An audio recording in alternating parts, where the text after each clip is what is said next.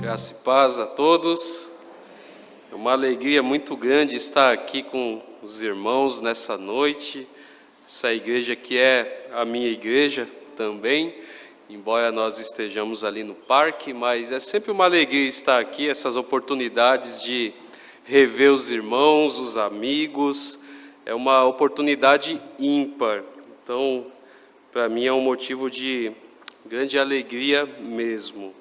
Trago um abraço da congregação do Parque das Bandeiras. Os irmãos amam muito também essa igreja, que é a nossa igreja mãe. É uma alegria imensa. E vamos para a nossa reflexão da palavra de Deus. Abra no livro de Mateus, Evangelho, segundo o relato de Mateus, no capítulo 25.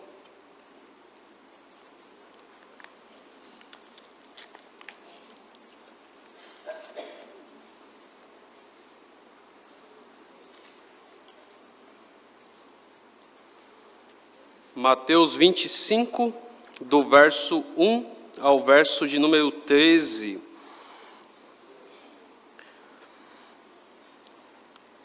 Deus, ele trabalha de formas muito interessantes. Eu já tinha selecionado esse texto, Deus já tinha colocado esse texto no meu coração desde terça-feira, se não me engano, quando o reverendo Nelson fez o convite. E eu não sabia que os irmãos iriam estudar no congresso da IBD a respeito do fim. E nesses trechos aqui do Evangelho de Mateus. Então, muito interessante, eu mantive a mensagem, né? E nós vemos como Deus, ele trabalha nas nossas vidas. E hoje, nas músicas, a música que as irmãs cantaram, depois o grupo de louvor também se conectam com alguns elementos da mensagem, conforme vocês vão perceber. Então é muito bonito quando nós vemos esse trabalho do nosso Deus. Então vamos ler Mateus 25, do verso 1 ao 13. O título que eu dei para esta mensagem é Prepare-se para o retorno de Cristo. Prepare-se para o retorno de Cristo. Leiamos a santa, inerrante, infalível palavra de Deus. Então o reino dos céus será semelhante a 10 virgens que, tomando as suas lâmpadas, saíram a encontrar-se com o noivo. 5 dentre elas eram nécias e 5 prudentes. As nécias, ao tomarem as suas lâmpadas, não levaram azeite consigo. No entanto, as prudentes, além das lâmpadas, levaram azeite nas vasilhas. E tardando o noivo, foram todas tomadas de sono e adormeceram. Mas à meia-noite ouviu-se um grito: eis o noivo, saí ao seu encontro. Então se levantaram todas aquelas virgens e prepararam as suas lâmpadas. E as nécias disseram às prudentes: dai-nos do vosso azeite, porque as nossas lâmpadas estão se apagando. Mas as prudentes responderam: não, para que não nos falte a nós e a vós outras. Ide antes aos que vendem e comprai-o. E saindo elas para comprar, chegou o noivo. E as que estavam apercebidas entraram com ele para as bodas, e fechou-se a porta. Mais tarde chegaram as virgens nécias, clamando: Senhor, Senhor, abre-nos a porta. Mas ele respondeu: em verdade vos digo que não vos conheço. Vigiai, pois, porque não sabeis o dia nem a hora. Oremos mais uma vez. Senhor, estamos aqui diante da Tua palavra santa, palavra que o Senhor preservou durante tanto tempo para nos edificar no dia de hoje, Pai. Nós agradecemos pela Tua palavra, ela foi lida, será explicada e pedimos que o Senhor aplique a Tua palavra aos nossos corações. É o que nós oramos a Ti, em nome do Senhor Jesus. Amém. O casamento é uma das celebrações mais esperadas da vida, não é verdade? Quem já casou sabe muito bem disso, e quem tem vontade de um dia casar também sabe. E quem já participou ou organizou um casamento sabe que tudo gira em torno da preparação. A preparação é muito importante. No casamento temos várias listas de convidados, listas de porcelanas, listas de decoração, várias. Temos as roupas, os convites, os horários que tem que estar ali todos certinhos, os convidados que vão participar de alguma forma em algumas coisas também. Então, a preparação é fundamental. E a chegada da noiva é o grande clímax da festa. É o ponto alto ali da festa, da cerimônia de casamento dos nossos dias. Mas no tempo de Jesus era diferente. No tempo de Jesus, quem era aguardado ansiosamente era o noivo. Era o noivo que fazia a entrada triunfal. A cerimônia não esperava por quem se atrasava também. Ela acontecia no horário determinado. O noivo, quando ele fizesse a sua entrada, ele não voltaria para buscar quem ficou para trás. E Jesus aproveita esse cenário cultural da época para contar uma parábola a respeito de 10 virgens que foram convidadas para um casamento, mas somente a metade entrou. Por quê? Porque só a metade, porque só 5, só a metade delas se prepararam para a chegada do noivo. E esse sermão que Jesus contou aqui para nós faz parte do sermão profético. Esse trecho que nós lemos faz parte de um sermão profético que Jesus iniciou lá no início do capítulo 24, aqui um pouco antes do nosso capítulo. E alguns chamam esse sermão de sermão escatológico. E que palavra é essa? Escatologia é a doutrina dos últimos dias, os estudos do fim. E é interessante que a escatologia reformada é uma escatologia cristocêntrica. Lá em Hebreus capítulo 1, verso 2, é dito que nestes últimos dias Deus nos falou pelo Filho. E a palavra últimos dias ali, as duas palavrinhas, é a mesma raiz da palavra escatologia. Então, uma escatologia cristocêntrica. E por que Jesus proferiu esse sermão? Tudo começou após uma afirmação dos discípulos. Se você for lá para Mateus 24, verso 1, é dito: tendo Jesus saído do templo, ia se retirando, quando se aproximaram dele os seus discípulos para lhe mostrar as construções do templo. E lá em Marcos capítulo 13, verso 1, é dito que ele complementa, Marcos dá algumas informações a mais, que os discípulos estavam muito admirados. Disseram: olha que pedras, olha que construções, Jesus. E por que eles falam isso, Esse templo, aliás, era um templo de fato muito vistoso, muito bonito. Foi o templo construído por Salomão, destruído pelos babilônios e reformado por Herodes. E Herodes ali deixou ele de forma impecável. E os discípulos estavam impactados por conta de uma coisa que Jesus havia falado. Agora nós vamos para Mateus 23, verso 38 e 39. Olha o que Jesus disse. Ele estava dialogando com os escribas e fariseus, e chegou ao ponto que ele disse isso daqui: eis que a vossa casa vos ficará deserta. Declaro-vos, pois, que desde agora já não me vereis, até que venhais a dizer: bendito o que vem em nome do Senhor. Quando os discípulos ouviram isso da parte de Jesus, é como se eles estivessem olhando para o templo e dizendo: Senhor, não dá para aproveitar alguma coisa? Olha como o templo é bonito, como assim a casa vai ficar deserta? E eu acho que a situação piora quando Jesus diz para eles, aí no verso 2 do capítulo 24, não vedes tudo isto? Em verdade vos digo que não ficará aqui pedra sobre pedra que não seja derribada. Aí provavelmente os discípulos devem ter ficado em silêncio. Eles foram até o Monte das Oliveiras, provavelmente ficaram ali pensativos naquilo e fazem então uma pergunta para Jesus: dize-nos, quando sucederão estas coisas e qual sinal haverá da tua vinda e da consumação do século? E Jesus vai começar a responder essas perguntas. Qual será o sinal da sua vinda, da consumação dos séculos e quando o templo vai ser destruído? E ele começa a responder de uma maneira que as respostas, melhor dizendo, não estão organizadas. Ele vai respondendo tudo de uma forma só, em um sermão só. Ele não fala, isso aqui vai ser para Jerusalém, isso aqui vai ser para a minha segunda vinda. Não, os elementos vão estar todos misturados nesse sermão, que é até difícil de separá-los. Mas qual é o ponto de Jesus aqui? Ele quer exortar o seu povo à vigilância.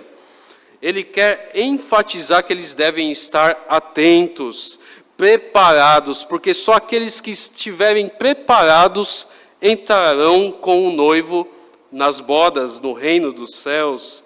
Por isso o tema da nossa mensagem, como foi dito, é: prepare-se para o retorno de Cristo. E como você deve preparar-se para o retorno de Cristo? Em primeiro lugar, agindo com prudência. Agindo com prudência. Isso está do verso 1 até o verso 5. Prudência podemos entender como sabedoria, cautela, entendendo como bom senso, observando o que está acontecendo. Então nós vemos que aqui no capítulo 24, no capítulo 25, Jesus vai enfatizar essa questão das 10 virgens. Ele havia acabado de contar 3 parábolas a respeito do fim dos tempos. Lá em Mateus 24, 32, ele contou a parábola da figueira. No verso 45, a parábola do bom servo. Então ele conta a parábola das 10 virgens e a parábola dos talentos. E nós vamos nos concentrar na parábola das 10 virgens. E o que é uma parábola? Jesus usava parábolas, eram histórias simples e familiares do dia a dia. Histórias facilmente entendidas pelas pessoas. Às vezes eram histórias de crianças brincando na praça, às vezes é a história do pastor indo atrás da ovelha, da mulher procurando uma moeda que perdeu na sua casa, e Jesus vai usar esse tipo de história para falar a respeito da sua volta e falar verdades profundas em histórias tão simples do dia a dia. E ele vai aqui enfatizar que nós devemos considerar o privilégio de participar do reino. No verso 1 é dito: então o reino dos céus será semelhante a 10 virgens. Aqui nós vemos então alguns elementos que nós devemos prestar atenção. Primeiro é dito a respeito do reino dos céus. E que reino é esse? Que tipo de reino é esse? Ele é futuro? Ele é presente? Como é que isso acontece? É o governo absoluto de Deus sobre todas as coisas.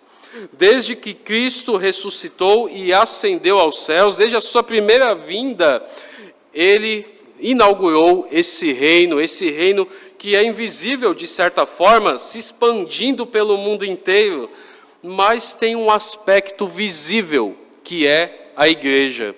Um pregador chamado Gerhardus Voss, ele disse que a igreja visível faz parte deste reino que é invisível.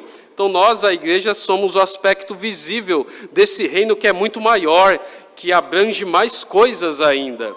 E aqui nós podemos ter uma noção de que tempo esse reino Jesus está falando. Se iniciou desde a primeira vinda de Cristo, qual é o período que Jesus está se referindo?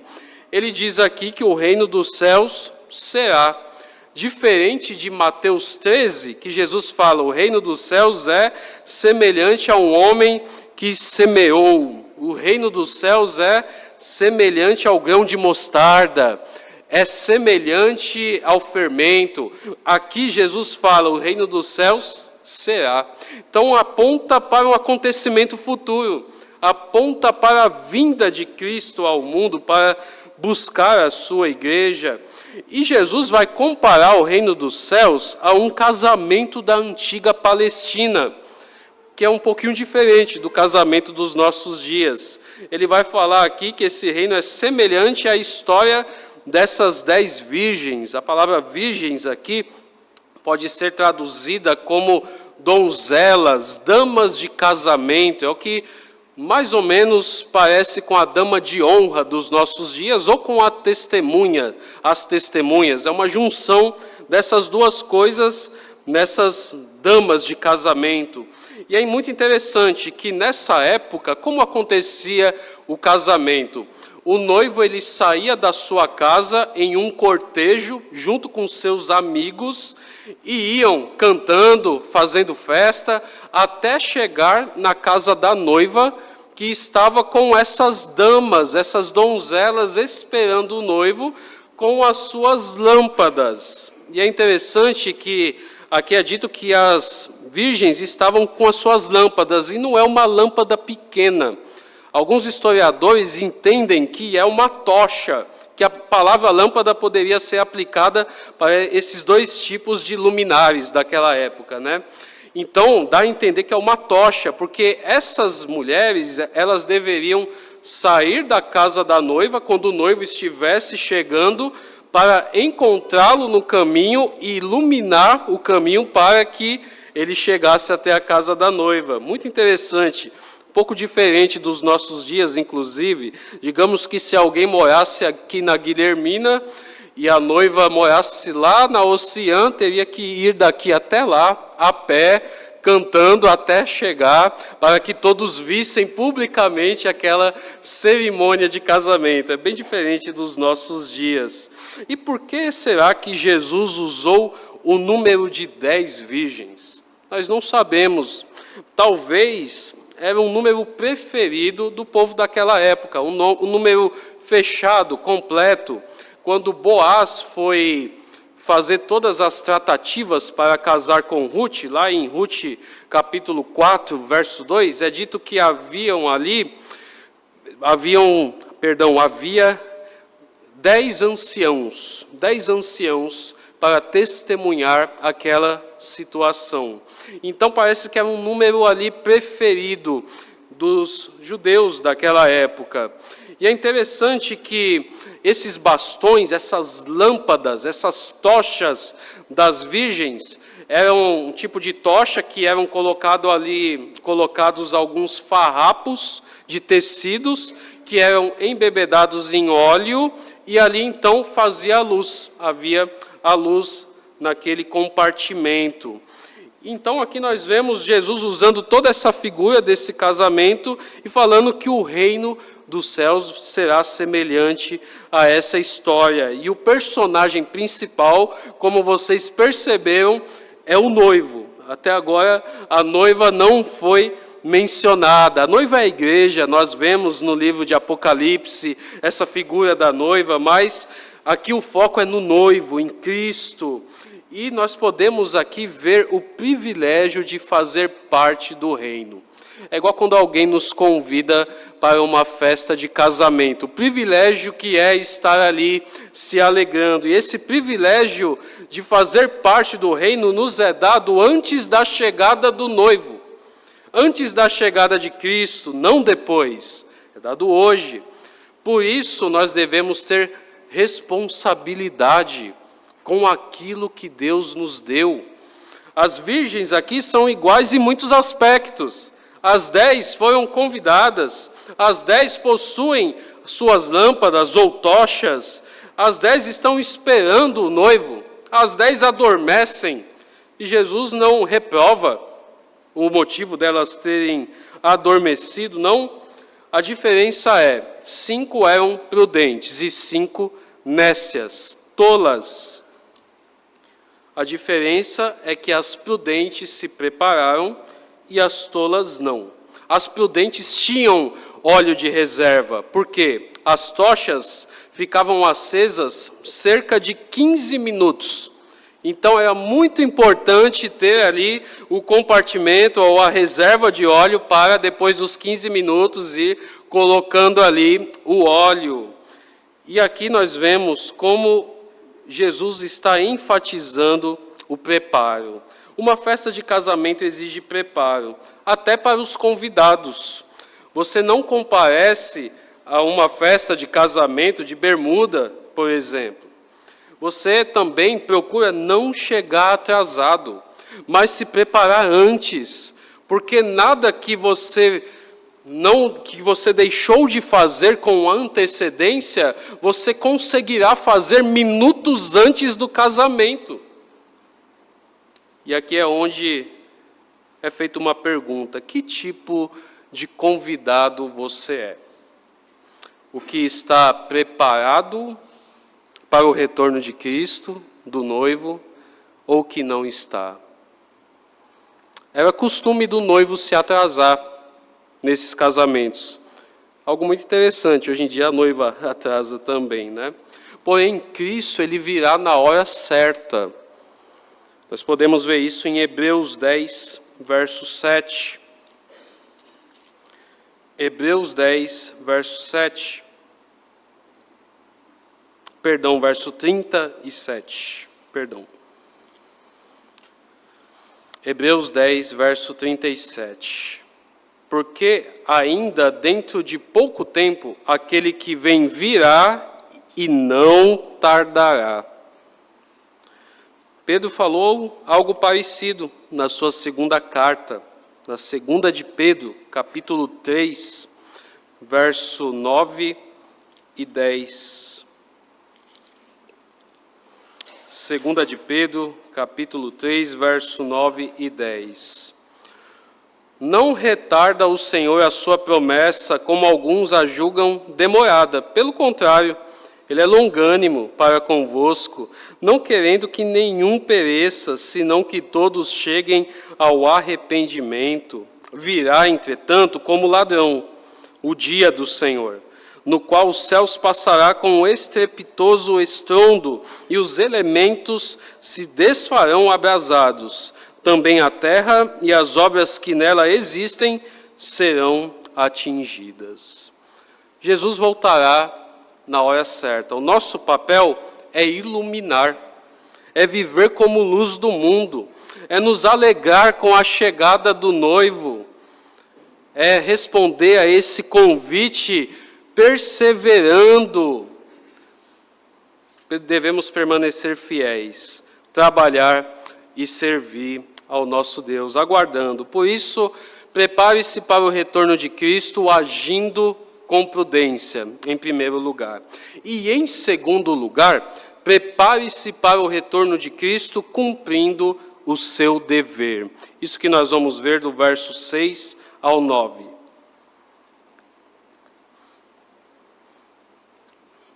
No verso 6, nós chegamos ao grande clímax da narrativa, da festa, ao ponto alto. À meia-noite ouviu-se um grito: eis o noivo, saí ao seu encontro. Então nós vemos aqui que no casamento do primeiro século, quem fazia a entrada triunfal ali era o noivo. E nós vemos isso na Bíblia como um todo, às vezes. Nós podemos olhar lá para o Salmo 19, um salmo muito conhecido nosso, muito querido, tem até um hino do nosso cenário baseado nesse salmo. E olha só que interessante, ele começa assim: os céus proclamam a glória de Deus, e o firmamento anunciam as obras das suas mãos, um dia discursa a outro dia, e uma noite revela conhecimento a outra noite, etc. Quando você vai lá para o final do verso 4, olha que interessante. Aí pôs uma tenda para o sol, o qual, como noivo que sai dos seus aposentos, se regozija como herói a percorrer o seu caminho. Por que Davi escreveu isso? Porque era comum na época, na festa de casamento. E se nós vamos para o livro de Cantares, ou Cântico dos Cânticos, no capítulo de número 2, no verso 8, nós vemos algo parecido. É dito aqui: ouço a voz do meu amado, ei-lo galgando os montes, pulando sobre os outeiros. Então o amado indo em direção à amada na sua entrada triunfal. Então nós vemos aqui que o noivo saía de casa e ia em direção à noiva nesse cortejo. E as damas de honra deveriam sair, como foi dito, ao encontro desse noivo, para iluminar o seu caminho de chegada até a noiva, para acompanhá-lo até o local onde haveria celebração. Celebração com música, alegria, com festa. E olha que interessante, a festa de casamento dessa época durava 7 dias. E tinha que convidar o vilarejo inteiro. Se tem alguém aqui da igreja que vai casar, é uma boa ideia para você. 7 dias, convida a Praia Grande inteira, faça esse cortejo, vai ser maravilhoso. Então nós vemos aqui que era o momento das virgens acender as suas lâmpadas. E o que o azeite aqui pode simbolizar, né? Ficamos perguntando, o que é o azeite de fato, né? Um pregador muito conhecido nosso, presbiteriano, inclusive, que Deus já o levou para a glória, que é o Sproul, ele entende que é o Espírito Santo. O Espírito Santo que é Deus. E isso faz muito sentido, porque o que está querendo ser dito aqui é que essas donzelas não possuem Deus na sua vida, não possuem o Espírito Santo. Elas vivem como se Deus não viesse, como se Deus não fosse voltar. Lembra do Salmo 53, verso 1? Diz o insensato no seu coração, não a Deus. Insensato, virgens insensatas, nécias, é uma pista para nós. Em Efésios capítulo 5, verso 18, o apóstolo Paulo também diz algo interessante. Vamos dar uma olhada lá. Efésios 5, verso 18, é dito: não vos embriagueis com o vinho no qual há dissolução, mas enchei-vos do Espírito, ou seja, se encham de Deus. Então nós percebemos aqui que essas virgens estão vivendo como se não houvesse Deus, como se Ele não fosse voltar. Elas não estavam se abastecendo diariamente para o retorno de Cristo. E esse é o nosso dever, nos abastecermos para o retorno de Cristo. E por que elas, as virgens prudentes aqui, não dividiram o azeite? Talvez nós olhamos para isso e falamos, né? Isso aqui é atitude de crente? Cadê a empatia? Cadê a preocupação? Por que não dividiram, né? Como é que nós podemos dividir o Espírito Santo que habita em nós com outra pessoa? Não tem como, né? Então, o ponto aqui central não é de compartilhar, mas do preparo, de estar pronto para se encontrar com o noivo. Hoje ainda é tempo de comprar azeite. Hoje nós estamos no período de nos abastecermos, de prepararmos a nossa vida para o encontro com o noivo. Nós estamos no período de depender somente de Cristo e não dos outros. Pare para pensar, você estará diante de Cristo com a lâmpada vazia? Esse é o ponto aqui da parábola. Não adianta nos apoiarmos na fé de ninguém. Não vai adiantar naquele dia se apoiar na fé do pai, na fé da mãe, dos filhos, dos pastores, dos presbíteros, do amigo. Não vai adiantar nada. Não vai adiantar nada deixar para a última hora pedir perdão para uma pessoa que você precisa pedir perdão. Não vai. Não vai adiantar deixar para a última hora viver uma vida de oração minutos antes de Cristo retornar. Não vai. Será tarde demais. Quando o noivo chegou, não havia mais tempo. Nós percebemos aqui que o passado não garante o presente. A fé precisa ser vivida hoje.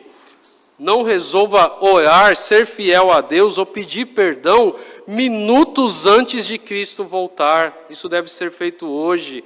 Cumpra o seu dever, use os seus dons, use os seus talentos, use o conhecimento que Deus te deu pela palavra para viver isso hoje na sua vida. Porque quando o noivo voltar, você prestará contas. Você vai prestar contas de tudo que ele te ofereceu de graça, de graça.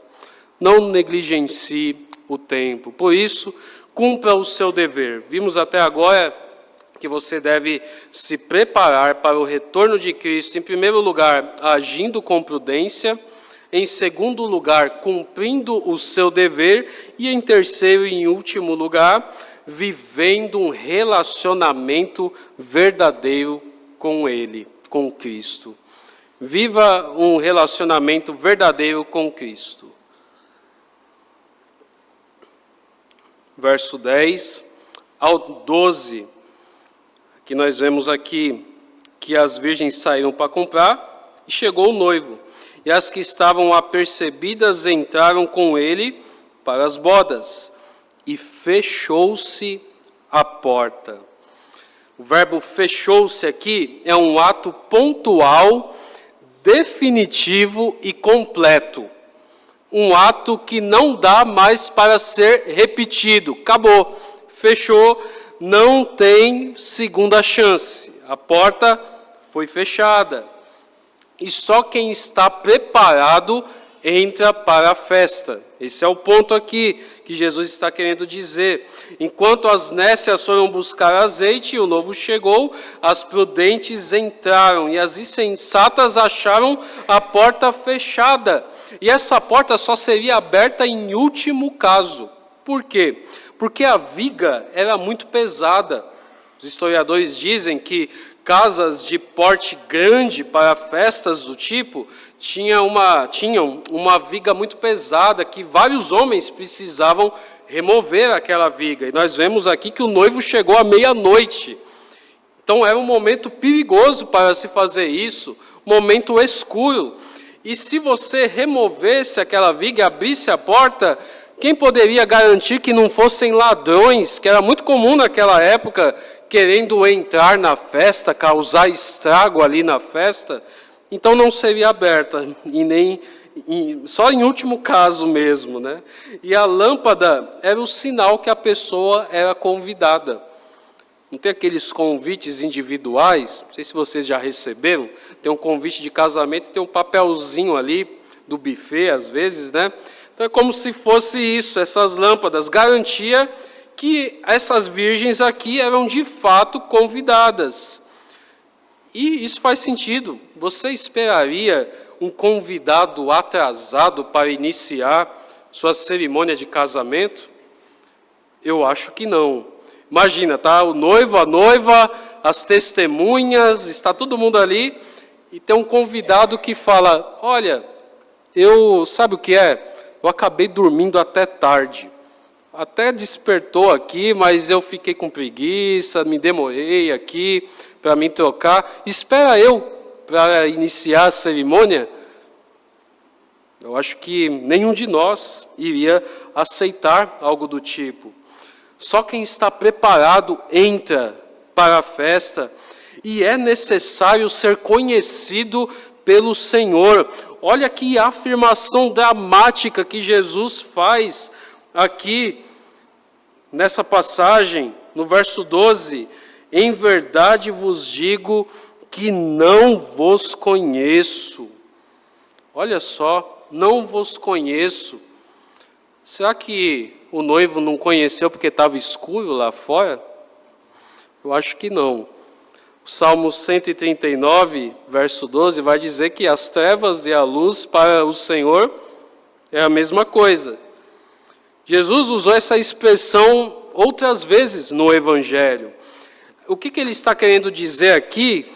Que há uma rejeição por parte dele em relação àqueles que nunca tiveram um relacionamento verdadeiro com ele. Eles não tiveram um relacionamento com Cristo. Conhecer na Bíblia é mais do que você saber da fisionomia de alguém ou se relacionar superficialmente com alguém. Não, é um relacionamento profundo. Em Jeremias capítulo 1, verso 15, Deus disse ao profeta: antes que eu te formasse no ventre materno, eu te conheci e te fiz profeta. Antes que Jeremias nascesse, Deus, melhor dizendo, já tinha um relacionamento com ele. Na segunda carta de Paulo a Timóteo, no capítulo 2, verso 19, é dito que o Senhor conhece os que lhe pertencem. Então aqui está querendo ser enfatizado relacionamento. É como se ele estivesse dizendo àquelas mulheres, aquelas donzelas tolas, insensatas: vocês não me amaram, vocês não me esperaram, vocês viveram como se eu nunca fosse voltar. É isso que ele está dizendo aqui. De fato, elas viveram como diz o salmista, como insensatas, como alguém que diz não a Deus. Elas viveram assim de fato mesmo. Elas perderam todo o cortejo, que era o papel principal delas na festa de casamento. Elas perderam por insensatez, por desleixo. Elas deveriam resplandecer suas luzes. É isso que o crente deve viver nessa vida, dessa forma. Jesus disse: vós sois a luz do mundo, então brilha a vossa luz diante dos homens. Jesus disse isso no seu Sermão do Monte. Em Filipenses capítulo 2, verso 15 e 16, o apóstolo Paulo fala algo muito parecido. Ele estava tratando a respeito do desenvolvimento da salvação, e ele diz, Filipenses 2, 15 e 16, para que vos torneis irrepreensíveis e sinceros, filhos de Deus, inculpáveis, no meio de uma geração pervertida e corrupta, na qual resplandeceis como luzeiros no mundo. E como é que resplandece dessa forma? Preservando a palavra da vida, para que no dia de Cristo eu me glorie, que não corri em vão, nem me esforcei inutilmente. Em outras palavras, para que no dia de Cristo vocês estejam preparados. E chegará esse dia em que a porta da salvação será fechada, e será fechada pelo próprio Deus, assim como foi na Arca de Noé. Lembra na Arca de Noé? O próprio Deus fechou a porta, lá em Gênesis 7, verso 16. E quem estiver de fora enfrentará a condenação do inferno. Em Provérbios, capítulo 19, verso 29, Salomão diz algo muito interessante, que preparados estão os açoites para as costas do insensato. Olha só, mais uma vez a palavra insensato. A Bíblia é muito rica. E aqui mesmo, no sermão profético, no capítulo 25, aqui mesmo, no verso 30, Jesus disse: e o servo inútil lançai-o para fora, nas trevas, na escuridão. Ali haverá choro e ranger de dentes. É o lugar onde o próprio diabo será castigado, junto com os ímpios, junto com os anjos ruins. E eu fico imaginando como será passar a eternidade num lugar desse, passar a eternidade ombro a ombro com alguém que quis desafiar a Deus e sofrer eternamente ao lado de um ser como esse. Por isso que é preciso vigiar, estar preparado. Só os que pertencem a Cristo terão acesso ao reino. Jesus disse, aqui no verso 13, vigiai, pois, porque não sabeis o dia nem a hora. Não sabemos o dia e a hora que Cristo irá voltar. E o noivo já pagou tudo. Ele já pagou a festa inteira. Ele já pagou tudo e nos é dado de graça. Ele pagou com o seu sangue precioso. Diante disso tudo, como você tem vivido? Pare para refletir. Viva com os olhos na vida eterna, no sacrifício de Cristo. Partindo já para a nossa conclusão, com qual grupo de donzelas ou virgens você mais se parece?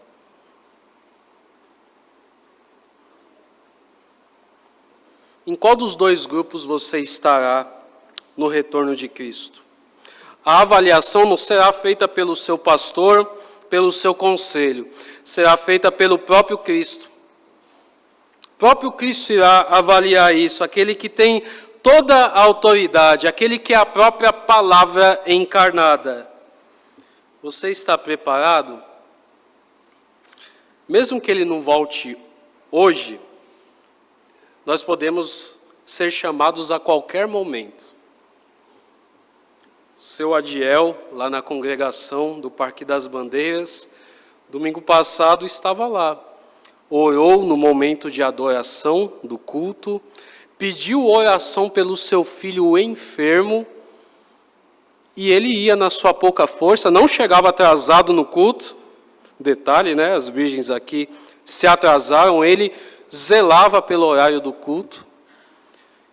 E recebemos a notícia na sexta-feira que Deus tinha o levado, após ingerir um lanche que não caiu bem no organismo.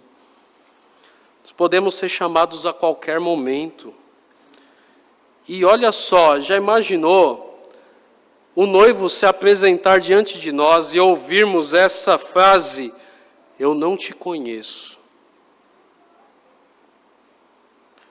Essa frase significa ausência de comunhão. Ausência de comunhão.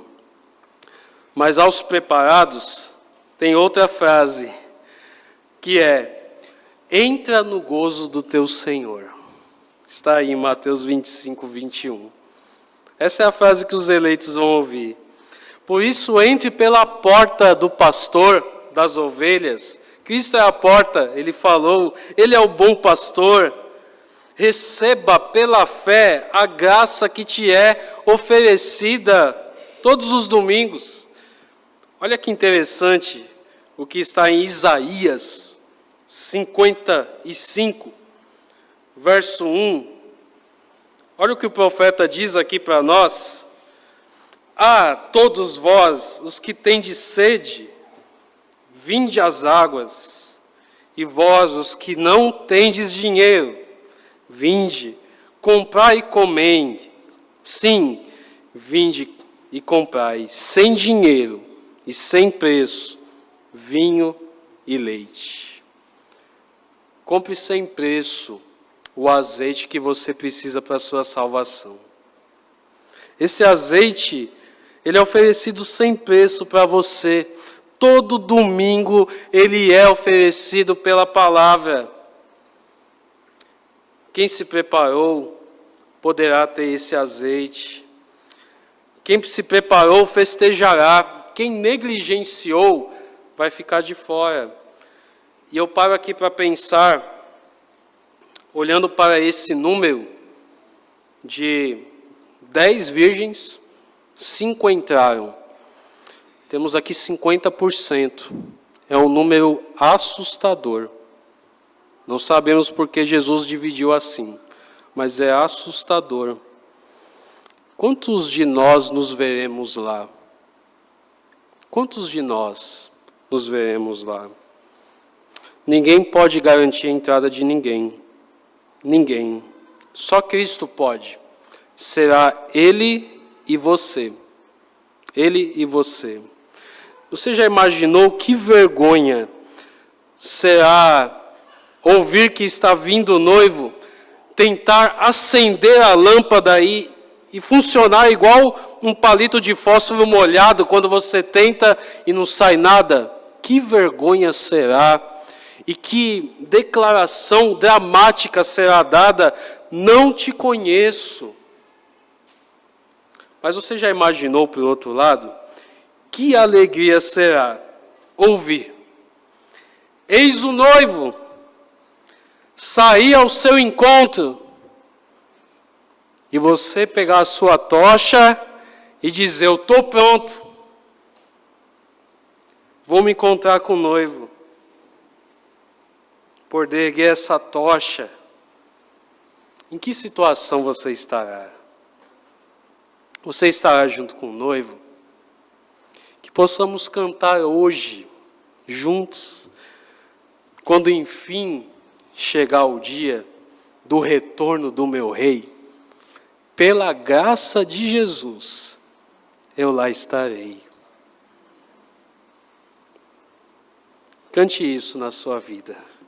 Prepare-se para o retorno de Cristo, porque Ele virá no tempo certo. Que Deus nos ajude.